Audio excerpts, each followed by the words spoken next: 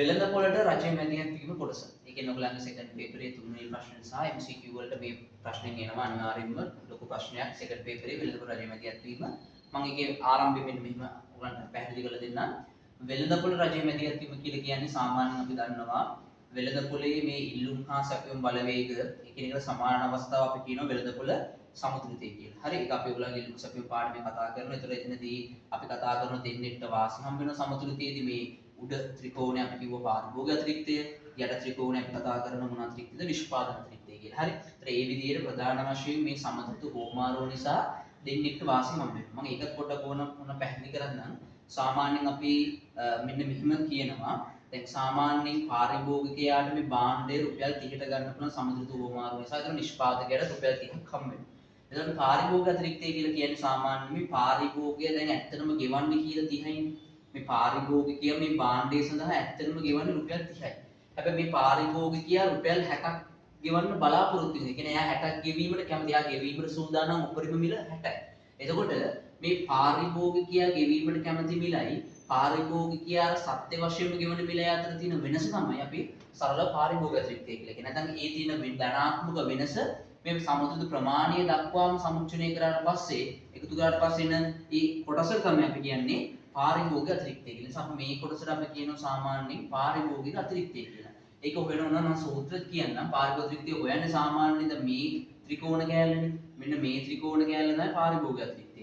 එතකොට මේ ත්‍රිකෝණ කෑල්ලේ සාමාන්‍ය වර්ගඵලය වැදගත් කරන්නේ උපරිම මිලින්. කියන්නේ මේ උපරිම ඉල්ලුම් මිලින් අපි අඩු කරනවා සමතුලිත මිල වැඩි කරනවා සමතුලිත ප්‍රමාණයෙන් බෙදනවා දෙකේ. ඒතර ඔයාලට මේ විදිහට මේ පාරිභෝගික අතිරික්ත ත්‍රිකෝණ වර්ගඵලය වන්න පුළුවන්. උපරිම ඉල්ලුම් මිලින් සමතුලිත මිල අඩු කරලා සමතුලිත ප්‍රමාණය වැඩි කරලා දෙකෙන් බෙදනවා. නිකන් හරියට භාග වැඩි කිරීම ආධාරක වැඩි කිරීම ලම්බුස වගේ. එතකොට දැන් පාරිභෝගිකයා මේ විදිහට රුපියල් 30ක් ගෙවලා භාණ්ඩය ගන්නද නිෂ්පාදක රුපියල් 30ක් හම්බ වෙනවනේ. හැබැයි මේ නිෂ්පාදකයෙක් පැත්තෙන් නිෂ්පාදකයා බලාපොරොත්තු වෙනවම ගන්න බිඳුවයි. මොකද මෙයාගේ අවම සැපයුම් මිල බිඳුවයි. එතකොට මෙයා බලාපොරොත්තු වෙන අවම මිලත් මෙයාට සත්‍ය වශයෙන්ම ලැබෙන මිලත් අතර තියෙන ඒ ධනාත්මක වෙනස තමයි අපි සාමාන්‍යයෙන් කියන්නේ මොන අතිරික්තය කියලාද? නිෂ්පාදන අතිරික්තය කියලා. එතන ඔය විදිහට එතන නිෂ්පාදන අතිරික්තය හොයන සූත්‍රෙත් මම කියන්න ඕන නම් එතන නිෂ්පාදන අතිරික්තය හොයන්න සමතුලිත මිලින් මේකෙන් මේ අවම මිල අඩු කරනවා. අවම මිල අඩු කරලා අපි වැඩි කරනවා සමතුලිත ප්‍රමාණයෙන් බෙදනවා දෙකෙන්. මොන ඔය විදිහට ඔයාලට පුළුවන් මේ ත්‍රිකෝණේ වර්ගඵල දෙක ඒ විදිහට ගණනය කරන්න. මේක පාරිභෝගික අතිරික්තය, මේක නිෂ්පාදන අතිරික්තය. ඒතකොට මෙන්න මේ කොටස තමයි අපි නිෂ්පාදන අතිරික්තය කියලා අදහස් කරන්නේ. හරිද? එහෙම නැත්නම් නිෂ්පිතර මේකේ තව ඔයගලන්ට සූත්‍ර පාඩම් කරගන්න පුළුවන්. සාමාන්‍යයෙන් අපි කියනවා මේකට පාරිභෝගික පැහැදම කියලා. හරි? පැහැදම කියන එක අලුතෙන් නෙමෙයි. මොකද පාරිභෝගික පැහැදම කියලා කියන්නේ භාණ්ඩයක් මිලදී ගන්න යද්දී එයාට දරන්න ඕන සමස්ත වියදමනේ. එයාගේ වියදම හොයන විදිහට පැහැදම හොයන සාමාන්‍ය මේ මිල වැඩි කිරීම ප්‍රමාණය. ඒ නිසා මේ කොටුවට අපි කියනවා මොකක් කියලාද? පාරිභෝගික පැහැදම. ඒකෙන් මෙන්න මේ කොටසේ වර්ගඵලය. ඒ කියන්නේ මේකට කියනවා අපි විචල්්‍ය පිරිවැය කියලානේ. පිරිවැය. ඒ පිරිවැය අඩු කරත් අපිට මොන අතිරික්තය ගන්න පුළුවන්ද? නිෂ්පාදන අතිරික්තය ගන්න හැකියාවක් තියෙනවා. ඔන්න ඕක තමයි සමතුලිතයේ අදහස සම්පූර්ණ කතන්දරේ. හරිනේ. එහෙනම් සරලව කිව්වොත් ආයෙත් මතක් කරන්නම්. ඔන්න ඔය විදිහට ඉල්ලුම් හා සැපයුම් බලවේග මත සමතුලිත මිලක් සහ සමතුලිත ප්‍රමාණයක් තීරණය වෙනවා. මේකේ ලක්ෂණවා දන්නවා. ආර්ථික අතිරික්තය උපරිමයි, ඉල්ලුම් මිල සැපයුම් මිල සමානයි. සමතුලිත ප්‍රමාණය කියන්නේ ඉල්ලුම් ප්‍රමාණය සැපයුම් ප්‍රමාණය සමානයි. අධි ඉල්ලුම් ප්‍රමාණයක් අධි සැපයුම් ප්‍රමාණයක් ඇති වෙන්නේ නැහැ. ඒ ඔක්කොම ඔයගොල්ලන් දන්නවා. හරිද?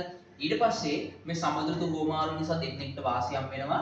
එක්කෙනෙක්ට හම් වෙන වාසිය අපි එක්කෙනෙක් කියන පාරිභෝගිකයට වාසියක් හම් වෙනවා. අපි ඒකට කියන පාරිභෝගික අතිරික්තය මෙන්න මේ විදිහට ගණනය කරන්න පුළුවන්. ඒ ගණනය කරන තරකේ තමයි දැන් ඔයා ඒ ගණනය කරන විදිහ හොයාගන්නේ කොහොමද? සාමාන්‍යයෙන් සමතුලිතය නිසා පාරිභෝගිකයා රුපියල් 30කට භාණ්ඩය හම් වෙනවා. හැබැයි ඇත්තටම මෙයා රුපියල් 60ක් ගෙවලා මේ භාණ්ඩය ගන්න කැමැත්තෙන් හිටියා. ඒතර මේ පාරිභෝගිකයා ඇත්තටම ගෙවන මිලත් එයා ගෙවීමට කැමැත්තෙන් හිටිය මිලත් අතර වඩා පේනවා 30ක වෙනසක් තියෙනවා. ධනාත්මක වෙනසක්. ඒ වෙනස මේ 500 වෙනකම් ගැලපුවට පස්සේ මේ ධනාත්මක වෙනස තමයි අපි කියන්නේ මොන අතිරික්තයේද? පාරිභෝගික අතිරික්තය. ඒතර ඒ වාට එන්නේ හැඩය. මේ පාරිභෝගික ගෙවන මිල 30යි. ගෙවීමට කැමැති උපරිම මිල ගත්තොත් 60යි. මේ ප්‍රමාණය 500යි. මේ ප්‍රමාණ වර්ගඵලයේ ත්‍රිකෝණයක් හින්දා ත්‍රිකෝණ වර්ගඵලය දාද්දි මෙන්න මේ විදිහට සූත්‍රය හදා ගන්න පුළුවන්. උපරිම මිලෙන් සමතුලිත මිල අඩු කරලා සමුද ප්‍රමාණය වැඩි කරලා දෙකෙන් බෙදලා.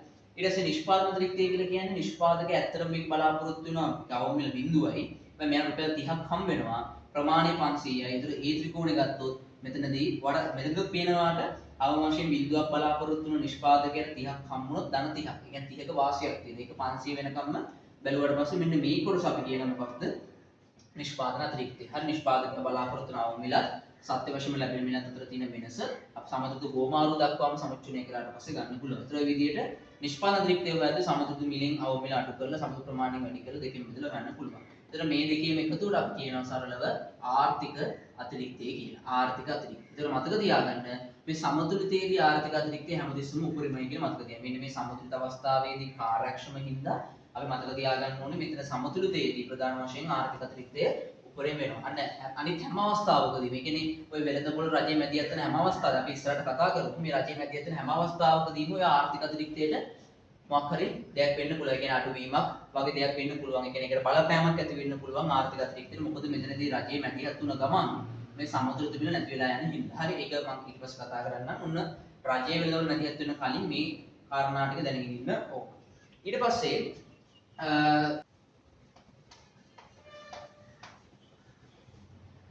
ඊට පස්සේ ඇයි මේ රජයේ වෙළඳපොළ මැදිහත් වෙන්නේ? මෙන්න මේ කාරණා හින්දා. දැන් හිතන්න දැන් අපි ගණනය කරගෙන හිටියා දැන් මේ විදියට ඉල්ලුමයි සැපයුමයි මත තීරණය වෙනවා සමතුලිත මිලක් 30යි 500යි විදිහට ගත්තොත් සමතුලිත මිල සමතුලිත ප්‍රමාණය. දැන් රජය වෙළඳපොළ මැදිහත් වෙන්නේ මෙන්න මේ හේතුව හින්දා රජය හිතනවා මොකක් හරි අපි හිතමු ඒක සමාජීය වශයෙන් වෙන්න පුළුවන් ආර්ථික වශයෙන් වෙන්න පුළුවන් මෙන්න මේ සමතුලිත මිල එක්ක නිෂ්පාදකයාට එක්ක පාරිභෝගිකයාට අසාධාරණයි. හරි ඒ කියන්නේ ඒක එයාට සාධාරණ නෑ වගේ කියලා හිතුවොත් අනිවාර්යෙන් මොකක් වෙනවද මේ රජය වෙළඳපොළට මැදිහත් වෙනවා. right එතකොට මෙන්න මේ විදිහට වෙළඳපොළේ ඉල්ලුම් හා සැපයුම් බලවේග මත තීරණය වෙලා තියෙන මිල එක්ක පාරිභෝගිකයාට හරි නිෂ්පාදකයාට ඒ කියන්නේ රුපියල් 30 මේ රුපියල් 30 පාරිභෝගිකයාට හරි නිෂ්පාදකයාට හරි අවාසිදායක අසාධාරණයි කියලා හිතුවොත් මෙන්න මේ රජයේ වෙළඳපොළට මැදිහත් වෙනවා. ඒ කියන්නේ දැන් මෙහෙම හිතන්නකෝ. දැන් සමතුලිත මිල රුපියල් 30 වුණාට පස්සේ දැන් පාරිභෝගිකයා කියන්නේ නැහැනේ මේ මිල වැඩි කරන්න කියලා. පාරිභෝගිකයා කියන මේ මිල මට වැඩි මේ මිල මොනා කරලා දෙන්න කියලාද අඩු කරලා දෙන්න කියලා. ඒතර නිෂ්පාදකයා කියන්නේ නැහැනේ මේ මිල කවදාකවත් මට මේ මිල ඕනට වැඩි මේ මිල අඩු කරලා දෙන්න කියලා. ඒතර නිෂ්පාදකයා කියන්නේ මේ මිල තවදුරටත් මොනා කරලා දෙන්න වැඩි කරලා දෙන්න කියලා. අර ඒ වගේ පොඩ්ඩක් මතක තියාගන්න. ඒ කියන්නේ සාමාන්‍යයෙන් අපි මේ මිල පාරිභෝගිකයන්ට අසාධාරණයි කියලා හිතන්නේ පාරිභෝගිකයට මේ මිල වැඩි කියලා හිතෙන්න. හරි නිෂ්පාදකයාට මේක අසාධාරණයි කියලා හිතන්නේ නිෂ්පාදකයාට මේ මිල මදි කියලා. හරි ළමයි. right. එතකොට ඒ වගේ ඔයගොල්ලන් හැමතිස්සම අදහස වලට දාගන්න මේකේ මේ වෙළඳපොළ රජයේ මැදිහත් වෙන්නේ දැන්ට වෙළඳපොළේ තුල තීරණය වෙලා තියෙන මිල එක්ක පාරිභෝගිකයාට හරි නිෂ්පාදකයාට හරි අවාසිදායකයි කියලා හිතුවොත් අනිවාර්යයෙන්ම වෙළඳපොළ රජයේ මැදිහත් වීම සිදු වෙනවා. දැන් මේවා කාලීනව දැන් ඔයගලන්ට මේ සාමාන්‍ය දැක් ගන්න පුළුවන්. ඒ කියන්නේ දැන් මේ වගේ දැන් වෙළඳපොළ රජයේ මැදිහත් වෙන අවස්ථා ගැන හරි මම ඉස්සරහට කියන්නේ ඒක හරි.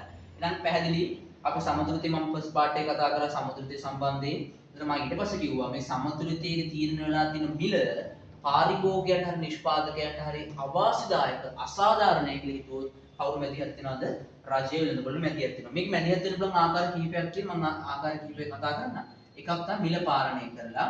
හරි මිල පාලනය කරනවා කියලා කියන්නේ එක්ක මිල වැඩි කරනවා එක්ක මිල අඩු කරනවා. හරි රජයේ මැදිහත් වෙලා මේ ඔටෝම වෙළඳපොළ බලවේග මගින් නෙමෙයි මැදිහත් වෙලා කෘත්‍රිමව මිල වෙනස් කරනවා මිල පාලනයේදී බලන්න. හරි ඊට පස්සේ බදු සම්බන්ධ අපි කතා කරනවා ඊළඟට සහන ආධාර සම්බන්ධයෙන් කතා කරනවා ඒ වගේමයි මිල ස්ථායීකරණය සම්බන්ධයෙන් මේකේ ප්‍රධාන වශයෙන් කතා කරනවා. ඒතර මිල ස්ථායීකරණය කියන්නේ සාමාන්‍ය අපි කොහොමද ගොවින්ගේ ඊළඟ ආදායම් ස්ථායීකරණය කරන්න මොන වගේ වැඩ පිළිවෙලක්ද ක්‍රියාත්මක කරන්න කියන්නේ. හරි බදු සහන ආධාර මිල පාලනය කතා කරලා අපි අද මේ මිල පාලනය කියන කොටස සාකච්ඡා කරලා බලමු කොහොමද මේ මිල පාලනය කියන එක වෙන්නේ. හරි එහෙනම් දැන් සාමාන්‍යයෙන් ඔන්නේ ඔයගලන්ට මම අවශ්‍ය කරන ඔක්කොම ඒ බේසික් එක පදනම දාලා තියෙන්නේ දැන් ඔයගලන් දන්නවා සමතුලිතයේදී වෙන්නේ මොකක්ද? සමතුලිතයේදී ඉල්ලුම් සැපයුම් බලවේග මත සමතුලිත මිලක් ප්‍රමාණයක් තීරණය වෙනවා. එතකොට ඒක නිෂ්පාදකයන්ට හරි පාරිභෝගිකයන්ට අවාසිදායකයි කියලා රජය උපකල්පනය කරොත් රජය මොකද වෙන්නේ? වෙළඳපොළ මැදිහත් වෙනවා. එතකොට මේ මිල පාලනය කියන එක දැන් වෙළඳපොළ මැදිහත් වෙන්න පුළුවන් ඔන්න එක විදියක්. පළවෙනි ක්‍රමය අපි කතා කරනවා මිල පාලනය. මේ මිල පාලනය කියලා කියන්නේ සාමාන්‍යයෙන් රජයේ මැදිහත් වෙලා හරි එක්ක පාරිභෝගිකයන්ට එක්ක නිෂ්පාදකයන්ට හරි දැන් මේ දෙන්නට ගොඩක් වෙලාට අවාසි කියලා කී හිටි. එතකොට රජයේ මැදිහත් වෙලා මේ පාරිභෝගික නිෂ්පාදකය ආරක්ෂා කරන්න මේ මිල පාලනය කියන එක කරන්න පුළුවන්. එතන මිල පාලනයේදී වෙන්නේ මේ වෙළඳ පොලේ තියෙන මිල එක්කෝ අඩු කරනවා එක්කෝ වැඩි කරනවා. හරිනේ? එහෙනම් මිල පාලනය සරලව වෙන්නේ මොකක්ද? වෙළඳ පොළ තුල තියෙන මිල එක්කෝ අඩු කරනවා එක්කෝ වැඩි කරලා මොන මිලක් හදනවද? සාමාන්‍යයෙන් අපි කතා කරනවා මෙතනදී වෙළඳ පොළ තුල කෘත්‍රිම මිලක් හදනවා. රජයේ ඒගොල්ලන්ගේ අනපනත් දාගෙන ඒගොල්ලන්ගේ තියෙන නීති රීති යොදාගෙන වෙළඳ පොළ තුල කෘත්‍රිම මිලක් ඇති කරනවා. එතකොට මෙන්න මේ සමතුලිතයේ මිල නෙමෙයි ඒකට ක්‍රියාත්මක වෙන්නේ. රජය නියම කරන මිල තමයි ක්‍රියාත්මක වෙන්නේ. පැහැදිලිද? right. එහෙනම් උන රජයේ වෙළඳ පොළ මැදිහත් වෙන්න පුළුවන් පළවෙනි ආකාරයට මිල පාලනයේදී කතා කරා. මිල පාලනය කියලා කියන්නේ රජය අනපනත් යොදාගෙන භාණ්ඩයක එක්කම මේ සරල අදහස කියන්නේ ඔයගලන්ට පැහැදිලි කරන ඔයගලන්ගේ නෝට්ස් වලින් හරි ඔයගලන්ට තියෙන මේ ටියුට්ස් වලින් ඔයාලට මේ නිර්වචන බලා ගන්න පුළුවන්. ඔයගලන්ගේ පාඩම්වල තියෙන විදිහට අදහස ගත්තොත් මේ මිල පාලනයෙන් බලාපොරොත්තු වෙන්නේ මොකක්ද? එක්කෝ මේ තියෙන මිල අඩු කරනවා එක්කෝ තියෙන මිල වැඩි කරනවා. ඕක තමයි කරන්නේ සරල. රජයේ ආනපනත් දාගෙන මේ තියෙන මිල අඩු හෝ වැඩි කිරීමක් සිදු කරනවා. කාටද?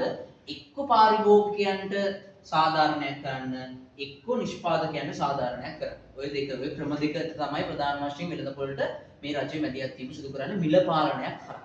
පැහැදිලිද?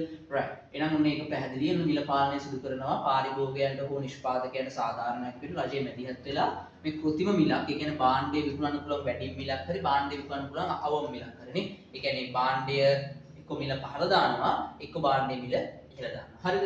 right. එහෙනම් මම ඕකේ ප්‍රධාන මිල පාලන ප්‍රතිපත්ති දෙක මම දැන් ඔයාලට කතා කරන්නම්. සරලව මතක තියාගන්න මෙන්න මෙහෙම. හරි. සරලවම මේ මිල පාලනයක් තුලින් මම දැන් කී හිටියේ එක්කෝ මිල වැඩි කරනවා අය එක්කෝ මිල අඩු කරනවා අය. හරි. දැන් මේ මිල පාලනයක් තුලින් මිල පාලන ප්‍රතිපත්ති. හරි. මේ මිල පාලන ප්‍රතිපත්තිය ගත්තොත් මිල පාලන ප්‍රතිපත්ති ළමයි ප්‍රධාන මිල පාලන ප්‍රතිපත්ති දෙකක් තියෙනවා. හරි. එකක් තමයි උපරිම මිල පාලනය. හරි. උපරිම මිල අනිත් එක තමයි ළමයි අවම මිල. අවම මිල. හරිනේ. එතන මිල පාලන ප්‍රතිපත්ති ප්‍රධාන වශයෙන් දෙකක් තියෙනවා. එකක් තමයි උපරිම මිල අනිත් එක අවම මිල. හරි. එහෙනම් මම මෙහෙම කියන්නම්. උපරිම මිල දාන්නේ හැමතිස්සෙම ළමයි මතක තියාගන්න පාරිභෝගිකයාව ආරක්ෂා කරන්න. පාරිභෝගිකයා අපිව. හරි. පාරිභෝගිකයා ආරක්ෂා කරන්න තමයි උපරිම මිල දාන්නේ. එතකොට අවම මිල දාන්නේ කාව ආරක්ෂා කරන්නද? නිෂ්පාදකයාව ආරක්ෂා කරන්න. එහෙනම් ප්‍රධාන වශයෙන් කොටස් දෙකයි මිල පාලන ප්‍රතිපත්තිය තුළ උපරිම මිල දානවා පාරිභෝගිකයා ආරක්ෂා කරන්න, අවම මිල දානවා කාව ආරක්ෂා කරන්නද? නිෂ්පාදකයාව ආරක්ෂා. හරිනේ? right. එහෙනම් මිල පාලන ප්‍රතිපත්තිය තුළින් හැමතිස්සෙම කරන්නේ රජයේ වෙළඳ පොළට මැදිහත් වෙලා විධාන පනත් යොදාගෙන මොන මිලක් ඇති කරගන්න වෙළඳ පොළ තුළ මේ කෘත්‍රිම මිලක් වෙළඳ පොළ තුළ ඇති කරගන්නවා. හරිනේ? එතකොට මේ මිල පාලන ප්‍රතිපත්ති වර්ග දෙකක් තියෙනවා. එකක් තමයි උපරිම මිල පාලනය, අනිත් එක තමයි අවම මිල පාලනය. එතකොට උපරිම මිල පාලන ප්‍රතිපත්තියකින් කරන්නේ හැමතිස්සෙම පාරිභෝගිකය ආරක්ෂා කරනවා. එහෙනම් අනිවාර්යෙන්ම ඒක සමතුලිත මිලට වඩා මොන මිලක් එන්න ඕනද? අඩු මිලක් එන්න ඕනේ. හරිනේ? මොකද තරකේ නැත්තම් හරියන්නේ නැහැ. දැන් අපි පාරිභෝගිකය ආරක්ෂා කරන තියෙන මිලට වඩා වැඩි මිලක් දාලා වැඩක් වෙන්නේ නැහැ නේද? ඒතකොට අපි හැමතිස්සෙම සමතුලිත මිලට වඩා අඩු මිලක් තමයි දාන්න ඕනේ පාරිභෝගිකය ආරක්ෂා කරනවා. එතකොට මේ භාණ්ඩේ විකුණන්න පුළුවන් උපරිම මිල ඒක. අන්න. ඒක තමයි අපි උපරිම මිල පාලනය කියලා කියන්නේ. උදාහරණ මෙහෙම හිතන්නකෝ. මම නිකන් උදාහරණයක් ගන්නවා. අපි તો වෙළඳ පොළ තුල අපි තුමු සහල් වලට උපරිම මිලක් දැම්මා කියලා. හරි. සහල් වල මිල ගණන් ඕනට වඩා වැඩි වෙන්න රජයේ වෙළඳ පොළට මැදිහත් වෙලා සහල් වලට උපරිම මිලක් දානවා. ඒක සහල් වලට උපරිම මිලක් දැම්මට පස්සේ ඒ උපරිම මිලට වඩා වැඩි මිලට විකුණන්න බෑ. හැබැයි මේ උපරිම මිල තිබ්බ මිල වලට අඩු මිලක් වෙන්නත් ඕනේ. ඒක සාමාන්‍යයෙන් අපි කියන්නේ සමතුලිත මිලට වඩා පහළ මිලක් වුණොත් තමයි මේ උපරිම මිල ප්‍රතිපත්ති වඩා සඵල එකක් වෙන්නේ. හරිනේ? right. මේක උදාහරණයක සහල් වලට ගොඩක් වෙලා අත්‍යවශ්‍ය මේ ආහාර වගේ අත්‍යවශ්‍ය ද්‍රව්‍ය වල ගොඩක් වෙලා නම් මේ උපරිම මිල කියන එක දාගන්න පුළුවන්. අපි උඩට වඩා මිල ගණන් වැඩි වෙනවා කියලා හිතුවොත් රජයේ මැදිහත් වෙලා මිල පාලනය කරන්න පුළුවන්. මේ විදිහට උපරිම මිල පාලනයක් කියන්න පුළුවන්. මොකද මිල වැඩි වෙන එකේ තරම් පාරිභෝගිකයාට හොඳ නැති හින්දා. හරිනේ? right. එහෙනම් උපරිම මිල කතන්දරේ හරිය උපරිම මිල කියන්නේ සාමාන්‍යයෙන් කාව ආරක්ෂා කරන්නද? පාරිභෝගිකය ආරක්ෂා කරන දාන එකක්. ඒතර පාරිභෝගිකය ආරක්ෂා කරන දානවා නම් අනිවාර්යයෙන්ම සමුදු මිලට අඩු මිලක් දෙන්න ඕනේ. ඒ කියන්නේ මේ සමුදු මිලට වඩා පහළ මිලක් නියම කරනවා නම් අපි ඒකට කියන සාමාන්‍ය උපරිම මිලක් කියලා. හරිනේ? මිල පාලන ප්‍රතිපත්තියක් තුළ පාරිභෝගිකය ආරක්ෂා කිරීමේ අරමුණින් තමයි මේ උපරිම මිල කියන එක දාන්නේ. එතකොට පාරිභෝගික යම්කිසි සහනයක් වෙනකොට තීන මිලට වඩා අඩු මිලට භාණ්ඩය ගන්න පුළුවන් හින්දා. ඊට පස්සේ අවම මිල දාන්න සාමාන්‍ය නිෂ්පාදකයා ආරක්ෂා කරන නිෂ්පාදකයා කවදාකවත් කියන්නේ නැහැ තීන මිලට වඩා මිල අඩු කරන්න කියලා. එයා හැමතිස්සම සමතුලිත මිලට වඩා මොන මිලක්ද වැඩි මිලක්. විශේෂයෙන්ම අපි සාමාන්‍යයෙන් ගමු V වගේ දෙයක් නේ. මොනවාරි ඔය අත්‍යවශ්‍ය මොන හරි භෝග වගාවක් ක්‍රියාවක් කිරීම අස්වැන්නක් වගේ දෙයක්. හරි. ඒතර V වගේ දෙයක් සම්බන්ධයෙන් අපිට පුළුවන් නිකන් අවම මිලක් දාන්න. ඒතර අවම මිලේදී කරන්නේ අර තියෙන සමුද්‍ර මිල වල වැඩි මිලක් නිෂ්පාදකයන් බලාපොරොත්තු වෙනවා අපිට ලැබෙයි කියලා. අර ඒ වගේ දෙයක් තමයි කියන්නේ. හරිනේ. ඔන්න එහෙනම් මම මිල පාලන ප්‍රතිපත්තිය සම්බන්ධව සරලවම ඔයාලට කෙටි හැඳින්වීමක් කරා. රජයේ වෙළඳපොළට බැඳගත් වෙන පුළුවන් එක ආකාරයක් තමයි මිල පාලන ප්‍රතිපත්තිය. ඒතර මිල පාලන ප්‍රතිපත්තිය තුලින් හැමතිස්සම රජය උත්සාහ කරන්නේ මේ වෙළඳපොළ තුල තියෙන මිල එක්ක පාරිභෝගිකයාට හෝ නිෂ්පාදකයාට අවාසි සාගතයයි කියන හිතලා මොකක් කරනවද වෙළඳපොළ මැදිහත් වෙලා කෘත්‍රිම මිලක් වෙළඳපොළ තුල ඇති කරනවා. මේකේ ප්‍රශ්න අහන්න පුළුවන්. ඒ කියන්නේ සාමාන්‍යයෙන් පාස් පේපර්ස් වල ප්‍රශ්න අහන්න පුළුවන්. උපරිම මිල හා අවම මිල අතර වෙනස. හරි. ඒකට ඔයාලා කියන්න පුළුවන් සාමාන්‍යයෙන් මේ දැන් මම මේ කෙටියෙන් කියන්නම් ඔයාලන්ට අවශ්‍ය කරන පොයින්ට්ස් වශයෙන් දැන් උපරිම මිල දාන්නේ වෙළඳපොළ තුල තීරණය වෙලා තියෙන මිල පාරිභෝගිකයට අවාසි සහගතය උපකල්පනය කළ රජය. රජය හිතනවා මේ වෙළඳපොලේ දැන් තියෙන මිල පාරිභෝගිකයට අවාසි කියලා. ඒ නිසා පාරිභෝගිකයට අවාසි කියලා හිතලා මොන මිලක් දානවද? උපරිම මිල ප්‍රතිපත්තියකට යන්න පුළුවන්. එතකොට අවම මිලකදී වෙන්නේ ඒ තියෙන මිල නිෂ්පාදකයාට අවාසහගතය කියලා හිතලා තමයි මේ අවම මිල කියන එක දාන්නේ. එතකොට මේ උපරිම මිල අවම මිල අතර වෙනස වාට කියන්න පුළුවන්. ඒතර උපරිම මිල හැමතිස්සම සඵල එකක් වෙන්න නම් සමතුලිත මිලට අඩු මිලක් වෙන්න ඕනේ. ඒතර උපරිම මිල පැනවීමේ අරමුණ තමයි අර පාරිභෝගිකයට යම්කිසි සාධාරණයක් කරන්න, පාරිභෝගිකය ආරක්ෂා කරන්න, පාරිභෝගික සාධාරණයක් වෙන්න. ඒතර අවම මිල දාන්නේ හැමතිස්සම සමතුලිත මිලට වඩා වැඩි මිලක්. නැත්නම් ඒක සඵල එකක් වෙන්නේ නැහැ. සමතුලිත මිලට වඩා වැඩි එකක් වුණොත් තමයි ඒ අවම මිල සඵල එකක් වඩපත් වෙන්නේ. එතකොට ඒක දාන්න ගොඩක් වෙලා නිෂ්පාදකයන් සාධාරණයක් කිරීමේ අරමුණ. හරිනේ. right. එහෙනම් ඔය විදිහට ඔන්න මිල පාලන ප්‍රතිපත්තියේ ප්‍රධාන කොටස් දෙක මම සාකච්ඡා කරා. උපරිම මිල සහ අවම මිල සම්බන්ධයෙන්. හරි. එතකොට මේ අවම මිල ඇතුළේ තව කාරණා කීපයක් කතා කරන්න තියෙනවා. අපි ඊට කලින් උපරිම මිල කොටසට එමු. උපරිම මිල තව මොනවද තියෙන්නේ කියලා බලමු.